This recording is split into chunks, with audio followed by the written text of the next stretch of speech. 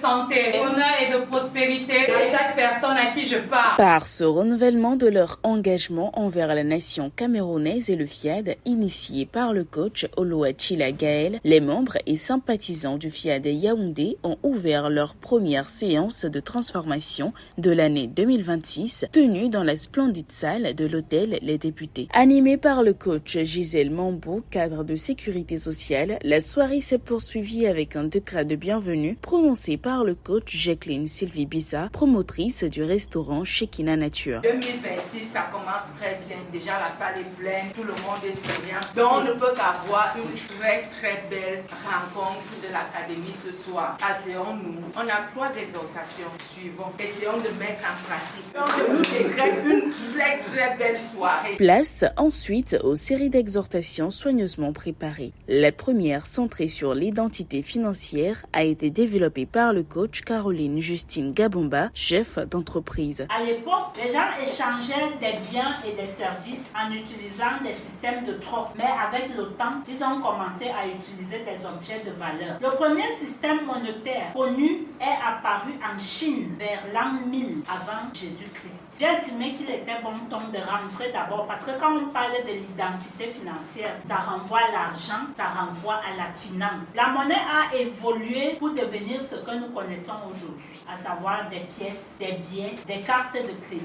La deuxième intervention a porté sur l'identité professionnelle conduite par le coach Hugues Maribuncha, chef de division à la BESC. L'identité professionnelle, ce n'est pas ce que vous faites, mais c'est ce que vous incarnez pendant que vous le faites. L'identité précède la performance. Par exemple, un uniforme ne fait pas un policier. C'est la conscience du rôle, la maîtrise des valeurs et le sens de responsabilité qui donne la crédibilité à la fonction. Quand une personne ne sait pas qui elle est professionnellement, elle subit son travail. Mais quand l'identité est claire, les décisions sont justes et on ne devient pas excellent par obligation, mais par identité. S'en est suivi un moment de showtime avant la dernière exhortation de la soirée intitulée l'identité sexuelle, développée par le coach Josiane Gongang, cadre d'administration. L'identité sexuelle, c'est un sentiment profond et personnel qu'on a d'être femme, d'être homme. Maintenant, il y a les composantes de l'identité sexuelle, parmi lesquelles la première composante, c'est le sexe biologique. La deuxième composante, c'est l'identité du genre, le genre féminin, le genre masculin. La troisième composante, c'est l'orientation sexuelle. Le récit de la création dit que Dieu a vu qu'il n'était pas bon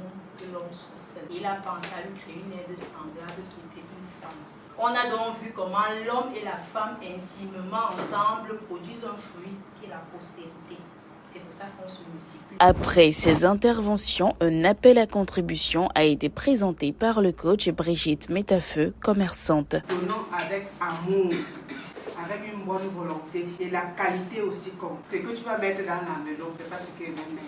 Ça va dépendre de ton cœur, de ce que tu veux. Prenez vos enveloppes, parlez à votre Dieu et la suite va venir. Pour clore cette soirée riche en belle énergie positive, le coach Hugues Maribuncha a guidé les participants dans une série de paroles transformatrices. Cette première séance de l'année 2026 a été une véritable source de renouveau, laissant les participants enrichis, motivés et résolument engagés à transformer leur vie dans tous les domaines.